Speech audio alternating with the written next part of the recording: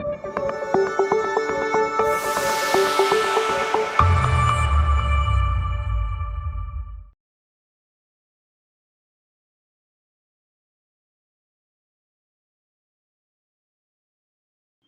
again, my name is Matt Laster. I'm a senior sales engineer here with ModelOp. ModelOp is a company focused on the upcoming market of ModelOps, not to be confused with MLOps. We are ModelOps is generally seen as a superset of MLOps, right? So MLOps is focused on operationalization and governance and monitoring of machine learning models, AI, ML, TensorFlow this, PyTorch that kind of stuff. Whereas ModelOps is a broader, any type of model to be managed and governed kind of superset, if you will. So you'll find that a lot of banks typically already have pretty mature risk management processes and governance processes around their various models, same as in insurance companies. And that's where we ModelOp and where the ModelOps market is really thriving. So what I'm going to do today is spend the next probably 15, 30 minutes giving a quick dry run through the product, and then open it up for some questions and hands-on and labs and so forth. We do pretty typically do things like hosted trials and hosted evaluations. So if you do see something that's exciting or interesting, please reach out. Hop on our website, hop on pretty much anything, or Megan in chat can help coordinate next steps and so forth. Feel at this point I've left these two quotes on the screen long enough, so if you were going to read them, you probably have. And that's where, when we start talking about what is model operations, both in terms of AI ML for this audience, as well as in general, just all types of models. There's really three needs that we, as well as thought leaders, and then as well as all the analysts have started to identify, and that is the need for a robust inventory that allows me to see all of my models, regardless of platform, regardless of what factory I use to build them, regardless of workbench and runtime and language and libraries and so forth, as well as allows me to see the complete history of that model from, again, in the banking and MRM world, when I decided to build a model to solve my problem, how I built that model, who built that model, the documentation for that model, et cetera, all the way through to its approvals and pre-prod, path to production, and then post-production deployment, its ongoing monitoring and looking at things like stability indexes and data drift and concept drift and ethical bias and fairness and all of that kind of stuff. The second is really that same kind of thing, but more from an explainability and ethics perspective. So how do I make sure that my models are good? Not good in the sense of accurate, but good in the sense of accurate and they make sense and they are ethical and there's no inherent bias. Hopefully by now everyone has seen the documentary on Netflix, Inherent Bias or Coded Bias, as well as some of the others, exposés that have been done. A lot of great content there, but it's a very real issue. And then, the third piece or need really is around risk control, and being able to understand and ultimately minimize, but identify and react to when our models start to degrade outside of and below thresholds. So when does a model, when is its retraining, when is its original training data set so inaccurate or so different from its normal everyday data that you're experiencing things like data drift or model concept drift and those types of things, and being able to not only identify but ultimately react.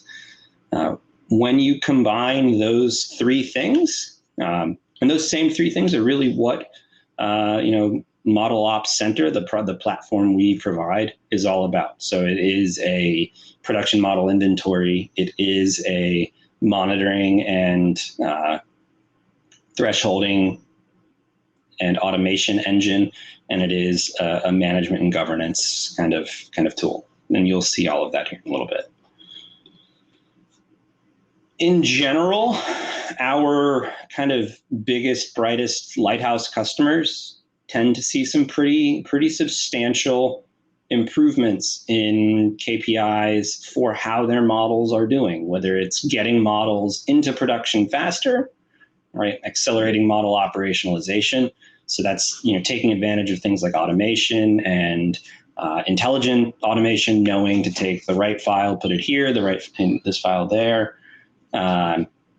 and so forth, and being able to remove dead time from processes, as well as better identifying the life cycle of a model, right? So just because you have a model and just because you've always done something like checked it for accuracy once a month or once a quarter or once a year, just because you've always done it that way isn't a good reason to continue doing it that way. So, when you have the ability to define life cycles specific to a model that are on path specific to that model, you're able to generate much more tailored life cycles that are better.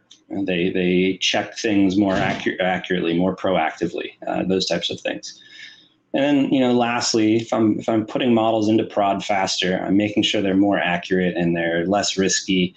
Ultimately, my model revenue, does go up, and we do have a very clean line of sight to things like revenue uplifts and incremental revenue gained with some of those more business impacting models, right? You're not going to see that with potentially some back office model doing HR or insider trading, but you might see that with models that are doing account segmentation or recommendations, things like that.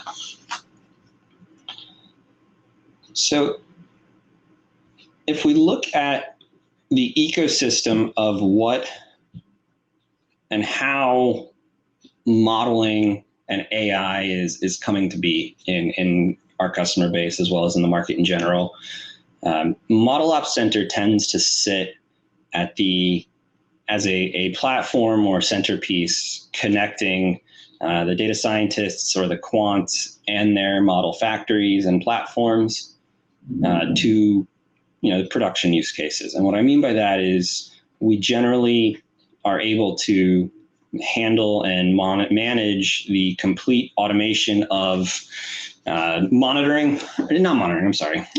validation and approval processes and testing and all of that, and deployment and promotion across your ecosystem and your environment, and then ultimately deliver that model into production, and then continue to monitor and manage and maintain that model throughout its production life.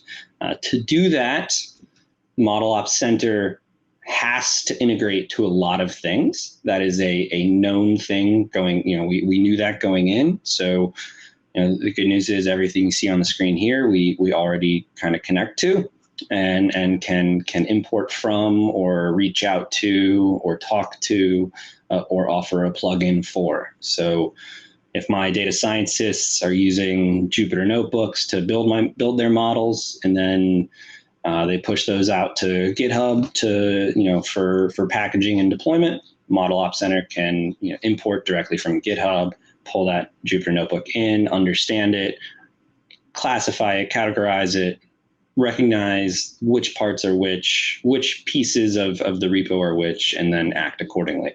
And you'll see all that in the demo here going forward.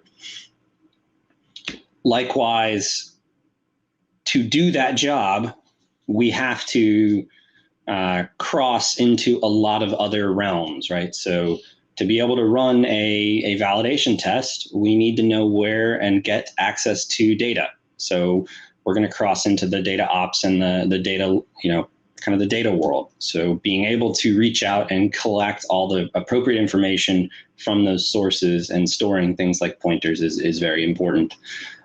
Jenkins is another very common integration we see. ModelOp Center's automation engine can do deployments, but 90% of the time you've already got a Jenkins or some other code pipeline that's able to do it instead. At which point, you don't have to reinvent the wheel if you don't want to. A lot of times your Jenkins deployment is going to be doing things like reaching out to SonarQube or Veracode or doing Claire scans or other types of security scans on your containers and all that other stuff. Great. Let it keep doing that. ModelOp Center can trigger Jenkins at the appropriate time so that your models get to deployment and get deployed into prod only when all of their documentation, only when all of their approvals are met and those types of things. Again, in the banking and insurance world, which is where we largely serve our customers, it's a bit of a misnomer thinking that models you're doing things like auto ML and pushing models into prod multiple times a day and doing all these retrainings. Most of our customers in the Fortune 1000, it can take them 3 weeks to 6 months to deploy a model into prod just based on all the approval processes that it takes. So if we talk about how we're able to have all these integrations and everything, it's pretty straightforward in that there's a nice little typo I'll call myself out on my slide there. Our application is microservices by design. The green ones here in the middle are what we provide. The gray ones are required. And we also provide, out of the box Mongo, MinIO, and Postgres containers if need be. All of that sits inside of your container runtime of choice. We do follow all Kubernetes best practices and Docker best practices. So we prefer to install into flavors of Kubernetes, whether that's Rancher or OpenShift or EKS, AKS, et cetera. But we also have customers using Nomad and so forth. Again, we also, every customer already has some sort of change control process in place. We integrate to that. All of our customers already have tremendous data layers and data stacks and technologies and pipelines and so forth. Great, we'll connect to that. And, I've yet to see a customer that isn't aspiring to or in process of moving to a cloud. Again, great. Depending on how you want to do it, overall where we put the product may vary. ModelOp Center is not a SaaS. It is a on-prem, exists inside of your firewall tool. So that's how we're able to solve a lot of data and intellectual property concerns. Again, just from the factory side and the model creation side, ModelOp Center tends to sit post-creation. So when models go into ModelOp Center, it's usually after they've had their hyperparameters tuned. It's usually after they've been deemed worthy, if you will. So if you're using a dev tool or workbench like a Jupyter Notebook or RStudio, we have plugins that allow you to push directly from that into ModelOp Center. For other frameworks and factories, we just import either exported versions or directly from a Git repo. Or for a lot of your more cloud services like SageMaker, we just go directly to SageMaker and import accordingly. And then again, lastly, once it goes to putting that model in use, whether that is going to be a model oriented around batch jobs that's going to sit on the proverbial shelf for 23 hours out of the day until it's time to run, or it's going to be a model that's put into hosted at an endpoint and serves via REST or Kafka or streaming, et cetera, all perfectly fine. Or if it's just a model that is actually part of a chain of models, an ensemble model, if you will, where maybe your first model is a data preprocessor or feature engineering that feeds into a second model that actually makes a decision. All of those processes, all of those options, again, fully supported out of the box. So that's all the slides I wanted to kind of use to set the foundation and framework for what ModelOp Center is. And if we switch over to the product here, again, hopefully we can see my screen okay. This is ModelOp Center. So we're looking at our inventory right now. You can see on the left are my various domains, if you will. I've got my MLC, that's Model Lifecycle. Click into there very quickly. This is a live look at all the different sub-processes that are currently configured in this environment. So things like running tests, things like deploying models and creating notifications, et cetera. If I look at my runtimes, these are all the different model runtimes that we see in the environment currently. So again, ModelOp Center does have a runtime that you can use for your purposes. Out of the box, we use it for things like monitoring and diagnostic tests, validation tests, those types of things. But we do, again, a lot of our customers will use it for their actual production models as well. You can also see we're reaching out and I've got a SageMaker model running. Jobs is exactly what it sounds like. It's just a place I can come and see all the jobs that I've run in my environment and so forth. So that said, if we start here at the inventory and we look at what we've got, I want to call your attention to a few areas. First off, you're looking at a lot of models from different languages and different platforms, right? So yes, in the AI/ML world, a large majority is certainly Python or Python 3 or Jupyter, those types of things. But there are some R and there is some C, and you do every now and then see a dinosaur of PFA, or maybe you've got a model that you built in SAS that you want to export into another tool, and you're doing that via PMML. All of those pieces are completely supported. All those different languages, fully supported, platforms, fully supported. We're able to do that because of our abstraction layer. So the way we view a model is heavily abstracted.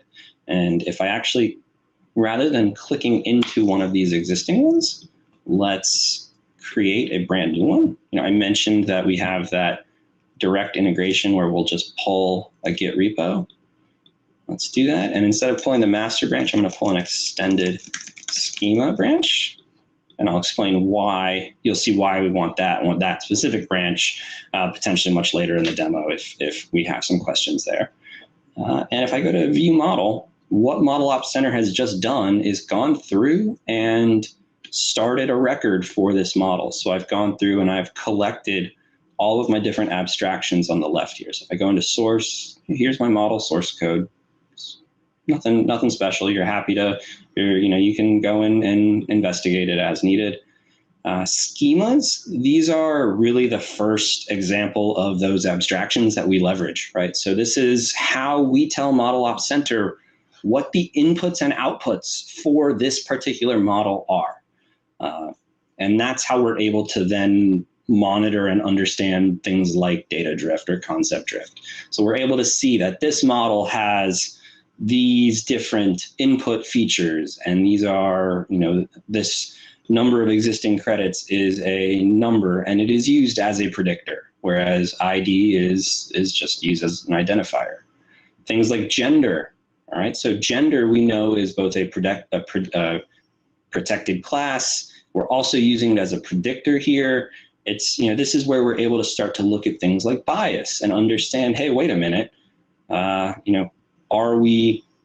is this model starting to show signs of bias, those types of things. Same on the output, right? Again, just here's my outputs. All of this, if I wanted to edit or change, I can just add a row, call it demo table row. We'll make it a float, and away we go. Very, very straightforward, easy to edit, easy to maintain. All of that is powered using industry standard file typing and practices known as BPMN and Avro schemas and DMN, decision model notation. So those are all common in the business world, and are just easy ways of defining how all of that information in a file. So what actually happened is ModelOp Center went out and cloned this repo and saw input schema.avsc. Again, that's an Avro schema. And if I click into it, and you can see it's just JSON. Here's that ID, here's its various pieces, and so forth. And we understand that that file is a input schema asset. The next place I'll bring us to is that assets section. This is where we really start to show differences between how ModelOp Center views a model as opposed to how other tools and other point solutions in this ecosystem of MLOps see models, right? We look at it as a model as a open-ended set of source files, input-output schemas, platform requirements, versions, and assets. Those assets can be anything from model source code all the way through to pickle files or documentation or test data and so forth. Our automation engine then picks up and uses those files as necessary, depending on what it's trying to do. So 6 months from now, when we go to run an automated data drift test against this model to detect data drift for it, what we're actually going to see is, hey, wait a minute. ModelOp Center is going to look and get the training data, the original training data from its records. And then it's going to use the pointer to the current data set. So whether that's following a file pointer to a bucket or running a query into a database or grabbing a set of data out of Hadoop or Snowflake or what have you, we'll collect all that data on the fly and then run those tests accordingly. So all of that gets brought in automatically. And then, just to kind of give you an idea, these are all the different types of classifications that we have out of the box, and you can extend this if need be. So this sample.json right now, it's marked as test data. I'm not going to need it for the demo, so I'm just going to mark it as unknown. It's an easy way of saying don't use it for anything. And just like that, we've got a model. So ModelOp Center uses snapshots as point-in-time versions for models and deploying them and managing them. So if we go to create a new snapshot here, what this is going to ask, actually, I skipped a step. We need to tell ModelOp Center a little bit about this model's lifecycle. So we'll do that using tags. So the first tag I want to do is a JIRA tag. That's just going to tell ModelOp Center to open a JIRA ticket for approval. And then we're going to add a demo fin and a env prod tags. And we're going to click update. So these tags are, in ModelOp Center, we use tags for two things, right? So first, we'll change this name to just demo model. I don't know why it was US Bank there. Tags are used both for organization and kind of categorizing things, same as you would in AWS or any other cloud tool, as well as defining, again, all the different metadata that a model, that a system will use to see that model and make decisions about it. So env prod, that tells ModelOp Center that we're going to put this on our prod runtime once we deploy it. That JIRA tag, again, says, hey, you need to run a test and get a JIRA approval. Demo fin is more of a just category, so I can report on it easier. From there, we're going to build a snapshot, and we're just going to, again, tell ModelOp Center some basic information about this model. It's going to run on one of our ModelOp runtimes. In your environment, you might have a model that runs in Spark. You might have a model that runs on SageMaker. You might have a model that runs on R or Java or what have you, all of them, you would tell ModelOp Center that here. Again, that's partially so that we have that record, and also partially so that the system knows, hey, if it needs to run the model, here's how. Associations, we're not going to touch here for this part, but this is, again, if I wanted to have an input model or an output model and start chaining models together to create an ensemble. And we're just going to click submit. So what we've just done is created a snapshot. This is a point in time, immutable version, copy, reporting instance, whatever you need to call it, whatever you want to call it, of this model that now is being managed. So I can come here and I can see that we've already run one job. That's that validation job that is going to need the JIRA approval. And if I hit refresh here, you can see that we've run the test. Here's the test result. More importantly, I'm going to come down here, and sure enough, our automation engine has started to do things. And here's where we're building out that image, that 360 view of our model. I can zoom in and I can see, hey, wait a minute. The automation engine said we built that snapshot. Well, is it a specific class of model? No. Is it a SageMaker model? No. Does the model need training? Well, that's an interesting question. How does ModelOp Center know if this model needs training? Well, we look for the existence of a weights file. If we see a weights file, then we say, no, it doesn't need to be trained. It's already trained. If it doesn't have a weights file, grab the training data, find the training function, run it. Okay, model requires test. That's where we looked for that JIRA tag. Yes, it does. All right, so let's build the test. We're going to grab that test data. We're going to run our test. Once the test is complete, I can see that that test was completed at that specific time. I'm going to come through and we're going to open our JIRA ticket. And now our model is effectively waiting for an approval. In some customers, that could be a one-step approval where it's just someone else validating, yes, the model works. It could be a much deeper validation process, like a second line approval in banking for SR 11.7. It could be a peer review, whatever process it may be. For us, it's just one little approval. So here we go. Sure enough, model is waiting for approval.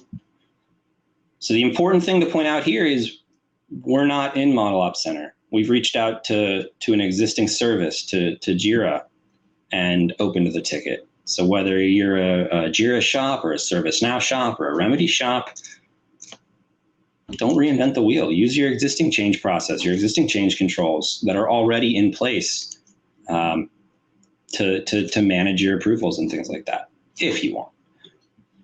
So before we approve it, let's play the role of that second line approver, that MRM validator, that SR 11.7 validator. I want to go through and I want to make sure this model is accurate, is performant, is ethically fair, and all that kind of stuff. So how do I do that before I approve this model? Well, those are monitoring functions. So let's add some monitors. Well, the first monitor we want to add is performance for regression. So we're going to add, actually no, let's do a classification performance monitor. So just to be clear, ModelOp Center out of the box offers 24 different monitors that we can run against any model, because we're looking at the input and the output of that model. We don't need to actually trigger the model itself to run these. So the first few that you see on this list are kind of the more often used. But if I were to start going through, you can see I can get into some very specific details around volumetrics. And if I start getting into data drift, I have an option of, well, which specific type of data drift or algorithm do I want to use? Am I looking at ES versus JS, or Callback Liebler is a fairly new one. Or not new, but new to me, that I've started messing with more and more, and down the, continuing on. So for the sake of basic performance, we'll do a performance monitor for a classification model. And next thing we need to do is tell it, all right, it needs to know the data to run the performance test. So based on the assets already in this model, we're going to give it data. It needs sample data. So I'm going to give it this sample file. Again, for demo purposes, I'm using all data files. In the real world, you're going to be doing things like using SQL queries or URIs that point out to HDFS or S3 and so forth, or Snowflake and all of that. So now that I've told it, use this sample data, we're going to hit next. Thresholds we'll work with later. Schedules we'll work with later, and we're going to click save. So now that I've connected a monitor, I'm going to click run now. And what ModelOp Center is actually doing now is reaching out to this model and running a performance test on it.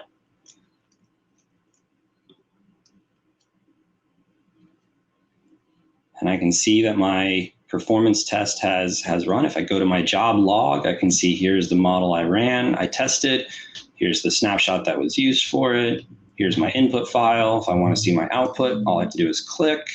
I can see the platform it ran on, all of that information, and then here's the logs for that job. This was a very fast job. It took an amazing 2 seconds, but if it was a job that took minutes or hours, again, you can see all of this live as the job is going through. And if I come back one screen and we look at that specific result, now we're looking at test results, right? And I can see, okay, this model is pretty accurate, decent precision and recall. My F1, I'd like to be a little higher. My confusion matrix is fine. But that's promising. Let's keep testing. Let's keep validating. What else do we want to know about this model? All right, well, let's test bias. Okay, so this is an important one. We're doing, again, this demonstration model is going to be doing credit scoring. So we want to make sure it's not biased. So to do that, again, we need sample data. So we're going to add that same sampled scored data file. And we're going to click next. This time, let's add a schedule. Ethical bias is definitely something that's dangerous. So we'll call this weekly ethical fairness check. We'll just name this ML fairness. We're going to run this weekly every Wednesday at noon. All right, and save. So sure enough, every Wednesday at noon, we're going to run that test, but that doesn't help us right now in validating. So we're going to go ahead and run it right now, ad hoc. And again, these tests are very quick. Took 2 seconds because we're dealing with small data files. If I go back and we now look and see our third test result, here's some ethics information. So now I'm very easily taking the information about this model, the data files that we know about for this model, and now I'm doing governance work. I'm making decisions. I'm validating that this model is effective.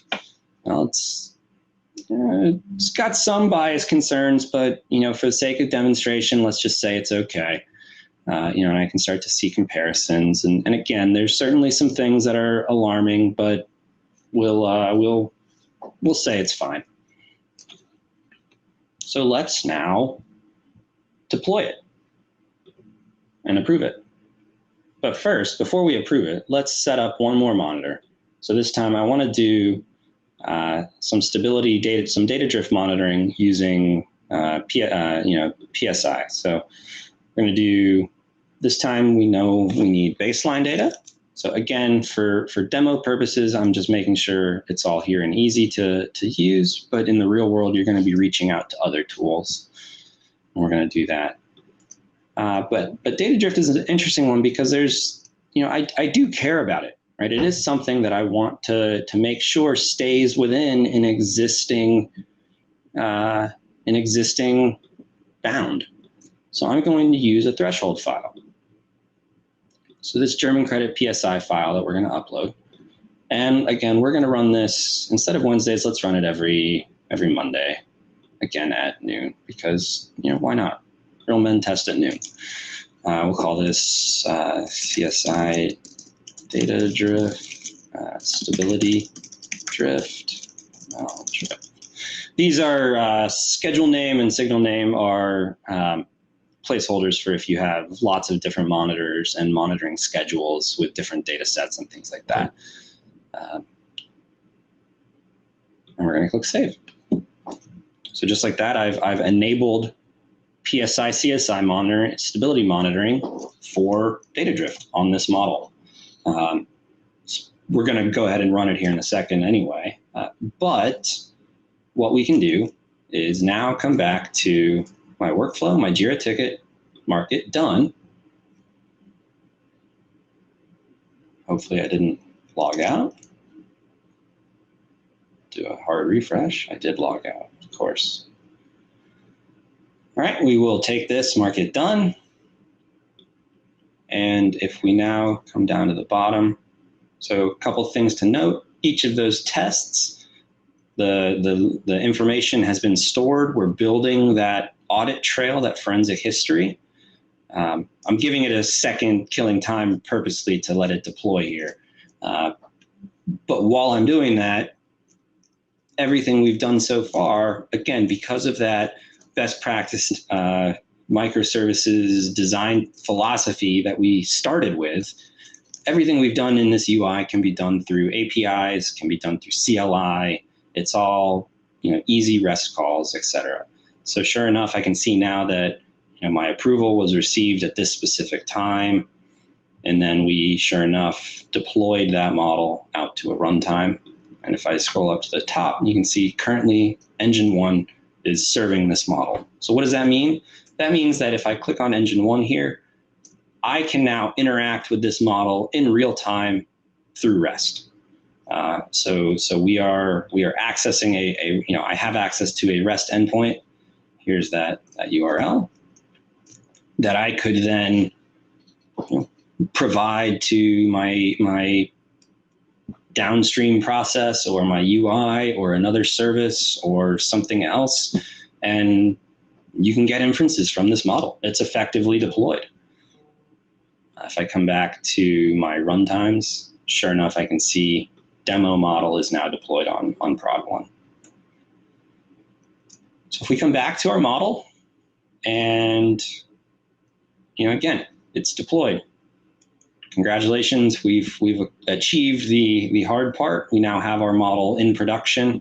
It's doing things for the business. We're getting pats on the back. Look how great we are. We're awesome.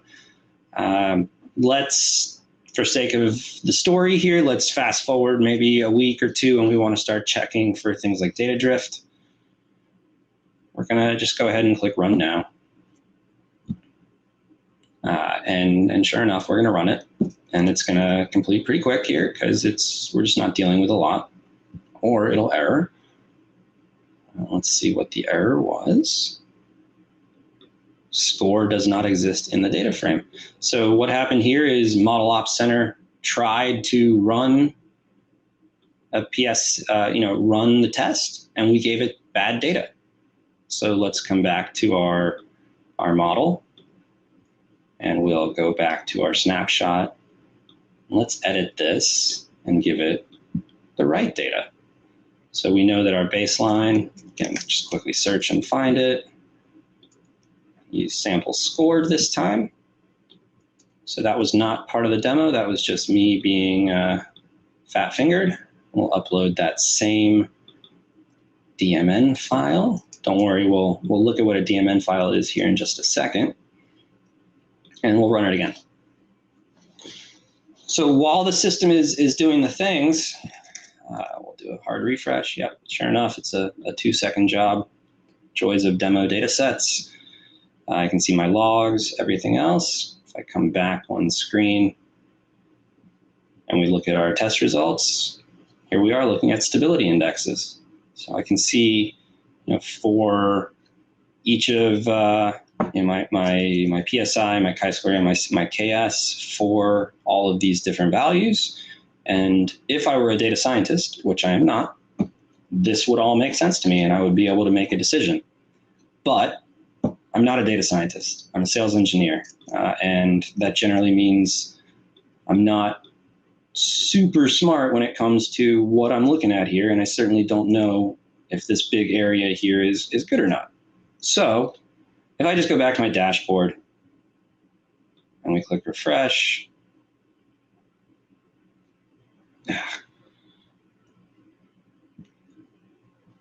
somewhere in here, this is where technology rarely behaves as expected. I'll do a hard refresh. But somewhere in here, I'll be able to see that eventually ModelOp Center will determine that that test passed and that we're in good shape, or that it failed. The way it's going to determine whether or not the test passes or not is we're going to look at the raw results of the data. So our monitors, our out-of-the-box monitors, they provide all of these metrics based on those schema files, and we can then decision on any one of them. So if I were to go now, we'll do kind of a side-by-side here and look at our decisioning here. On the right here, this is a DMN file. So I'm using Camunda Modeler. It's a open source, kind of well-used DMN editor. Think of it like the VS Code for DMN world. But most shops, DMN is just it's just tables that you export. So it's basically XML underneath all the covers. So you can actually export from Excel or Project or Visio and so forth if need be. Or you can use any of the online editors, or, again, in a lot of shops, they'll have, again, using the VS Code and IntelliJ analogy, they'll have, Camunda Modeler for the open source people, and then they'll have things like Pega for the closed source world. But all I have to do is say, for this variable, credit history CSI, I want it to be greater than 0.01. And if it's greater than 0.01, I want to fail my test with this reason. So looking at those two things, we should see then ModelOp Center will eventually fail this test result because 0.0102 is over 0.01. If I wanted to add a new rule, let's say add a new, let's say we want to now look at installment plans CSI. All I do is copy the output, paste it there. This is going to be everything else is doubles, so we'll make this a double as well. And we'll set a rule for it, greater than or equal to, it's 0.00, so let's just say 0.0034, something like that. We want it to, instead of fail, we want it to pass. And just like that, we've created a threshold. The reason why we choose to use DMN files for, and the DMN standard for thresholding is because of a couple reasons. First off, if you think about our counterparts in the line of business, DMN was originally built and created by the insurance industry as a way of modeling and underwriting and doing these types of things and being able to model a decision. The M in it's decision model notation, DMN. So it's a very natural fit. And because and you see the value of that in how open-ended it is, right? So this is a collection policy. It's going to look at and test each of these rules and collect all the trues and falses. I can change it to a first policy where I'm going to go through and look at which is the first rule that it hits, that it comes true on. So I can start to really have some very granular control over things like thresholds and ranges. The second reason why we use this is it's file-based, right? Everything you've seen me do so far, you haven't seen me enter in any of these values, right? That DMN file was originally in our Git repo. Well, actually, it was originally on my computer here, but you saw me upload the file. I could have just as easily come here to my model and uploaded the file here.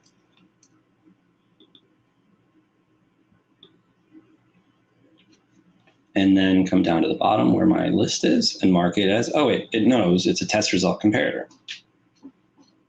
So I have the ability to do all of this without human intervention, is where I'm going from this, is all of this can be done through APIs, through automation, and it's designed that way. So if I wanted all of this to trigger off of Jupyter Notebook, great, no problem.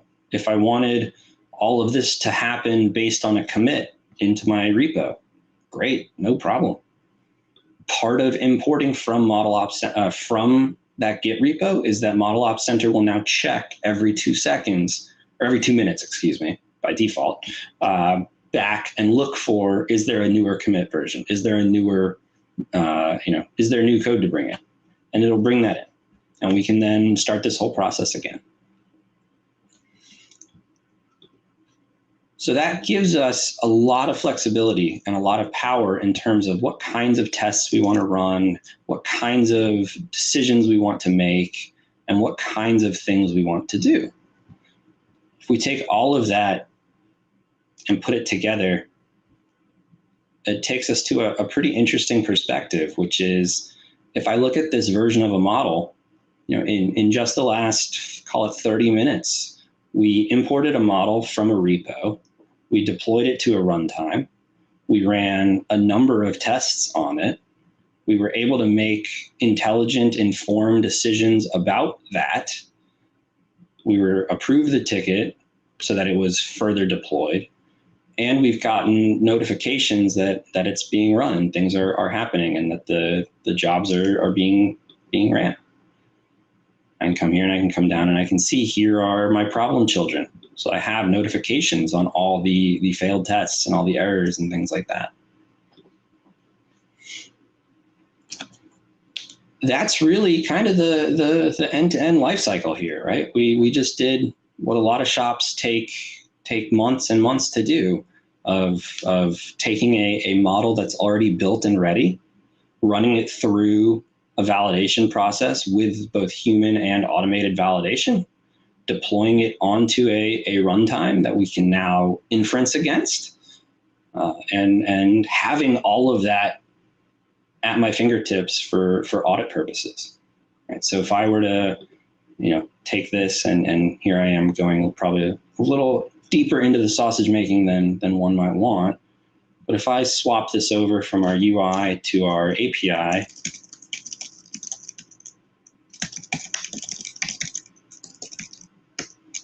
here's all of that same information in flat JSON.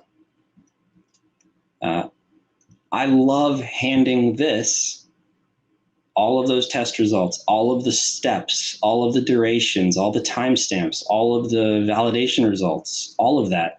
I love handing this to risk management, to auditors, to validators, because it's so much information right there of just, hey, here's everything you need. Here's all of the schema for the inputs. Here's how it's expected to output. Here's the source code it's using. If you have documentation, we can even read that documentation into this so that you have that kind of single push it here and away, here you go. So, right, what else is missing from this or what else is missing from our life cycle? Right, we've decided the model is ready. We've deployed the model. And if I let this thing sit for the next week, we'll show that we're automatically testing it and monitoring it. Well, let's just kind of run this test a couple more times just to start. And again, build a story. I'm quite literally just going to run the same test a couple times. And the reason I'm going to do that is because 6-7 months from now, there's a good chance the person who's going to have to decide whether or not this is a good model, this is a valid model, or needs to be pulled, whether or not my challenger is better than this champion, has no idea what I did or what was. So he's going to want to do things and look at things like trend lines. So if I come to my monitoring here, and I've only run one. Okay, so let's run some more performance tests. Again, this is me going too fast.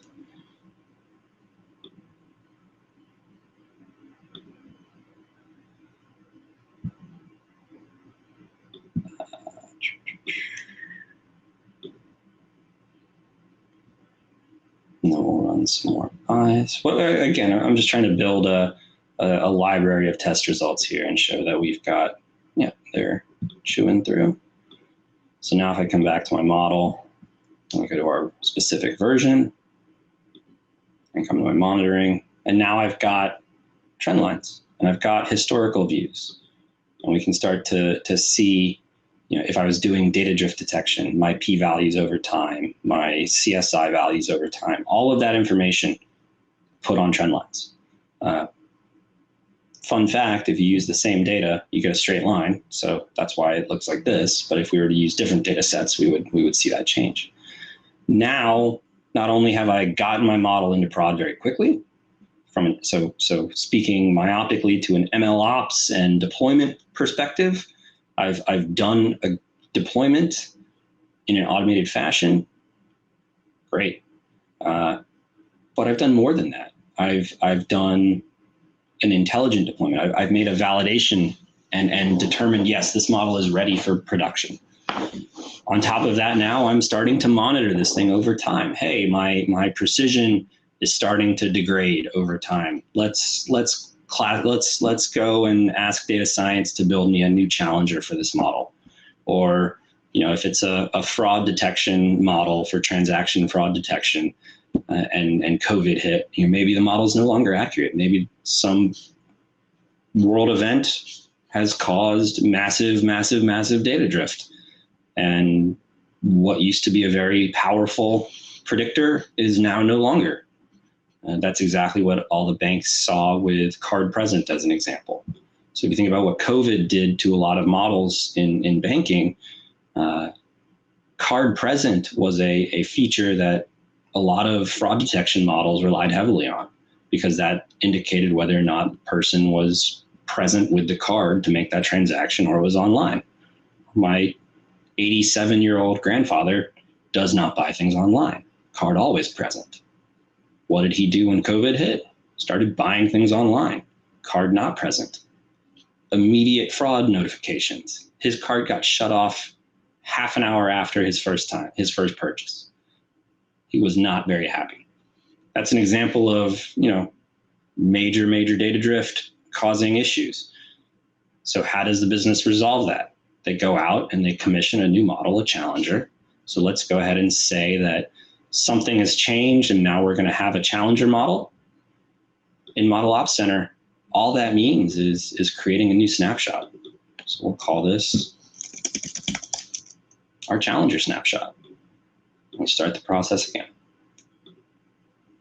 This whole wizard in the human GUI, it's a wizard. In the REST API, it's a post. Let's add, instead of classification, let's do a regression performance. I don't know why I would do that differently, but just for the sake of showing you visualizations, let's. We're not going to schedule this. We're going to click save. We're going to run that now. And here we are comparing apples and oranges, a classification versus a regression. So I should have thought about that before I did it. So let's add another one, and we'll do classification.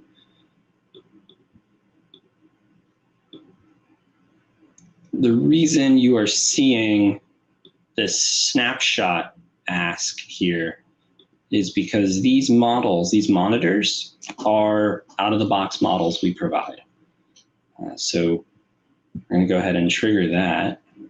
But now if I come back to my home screen, and we look at my models and I switch to my monitors, if you're wondering, well, how are you detecting? How are you calculating all these things? Well, here's exactly how.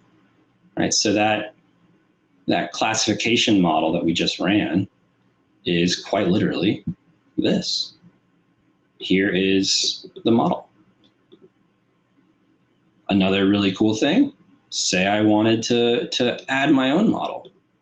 A lot of shops will create their own metrics or their own features that they want to monitor performance against. Go for it. All you have to do is import a model as a monitor. Simple as that. So if we come back to, sorry, I'm clicking so much here. If we come back to our demo model, now we've got two different snapshots. And the snapshot, sure enough, there's our classification. And here's our regression, nice and straightforward. But how do I compare them, right? So let's compare some snapshots. Oh, I clicked too fast. We'll give this a second to load. And here we are comparing our different snapshots. So you can see I've got a lot of tests here that need some filtering, but what I'm doing is looking at, sure enough, here is not a great example because we're comparing different types of tests. But this is where the comparisons come. So now you can start to build yourself a visual of, here's the overtime comparisons, or here's the side-by-side comparisons of F1 scores or F2 scores, etc. And you're able to get all of that information and make these informed decisions. But more importantly, you're able to come here and design those decisions, store those decisions as a file, and upload them. And ModelOp Center will babysit your model, so you don't have to. So we're about an hour into the 90 minutes. If I were to pause here and first look and see if there's any chat questions and such. I see this Malik guy just came in and said some stuff. I've got, all right, cool. That's not a poll from me. All right, so if anyone has any questions, go ahead and pop them in chat. Otherwise, we can keep going. This hop-in thing is pretty cool. All right. So what I can do then is, now that I have a decision modeled as a file, and I have a model, and it has all of its information and all of its metadata, I can automate that process. And I can come to my MLCs and I can start to build automated processes that run every so often, check, validate that a model is this, that a model is that. I don't want to get too much into the building of these processes because Jim Olson, our CTO, is going to be doing a session, I believe, later this week on that exact topic, and I don't want to steal his thunder. But these are, if we zoom in and see, here's what's going on. All right, that's not a good one. If we look at that same deployment process and we see, here's the steps that it goes through. Here's how it works. Here's where it makes the decisions it does. This step right here is where we are looking at the test results and comparing them to that DMN file and doing that automated test. So that ticket that we approved earlier only was created after our automated tests. So, governance out of the box, kind of important, especially if we're dealing with, models that are important for something or impacting the business. I like to think back. I had I was privy to a customer. One of our customers was having a conversation internally, or the conversation started off with us doing a presentation, and it squirreled off into an internal one, where they had a data scientist saying, well, I want to use AutoML. I want to have 10 new versions of this weights file every hour. I want this, I want that. I want all these bells and whistles. And the head of data analytics just looked at it, just said to him, that's not how this insurance company does modeling. That's not how we do analytics. Governance is important. Making sure that these models are ethically fair, are documented. You see the same in banks with things like MRM, model risk management, and SR 11.7. The EU is starting to do the same with the same organization that came out with GDPR has now started producing content around what ethical AI and decision modeling was going to look like. All of that is going in that direction. So as much as we want to love the idea of doing hyperparameter tuning constantly and automated training and retraining and having AutoML and all these other types of capabilities and allowing the machines to build machines and build machines, Skynet's pretty far off. The world we live in today, the industry that we live in today, the market that we have today is still very much governance driven, risk mitigation driven. And what you've seen is a platform that allows me to take any model, regardless of language, regardless of platform, regardless of runtime, regardless of business unit, regardless of data consumption, regardless of inferencing style, whether it's batch or online, REST or Kafka, streaming, whether it's natural language processing or image recognition or credit scoring, sentiment analysis, whatever model you've got, bring it into a platform and govern it effectively. But more importantly, govern it automatically and monitor it continuously and over time. So hopefully somewhere in there was some useful information. Again, my name's Matt Laster. I'm a senior sales engineer here with ModelOp. On the chat, I'm going to put this on another window so I can watch it. Screen.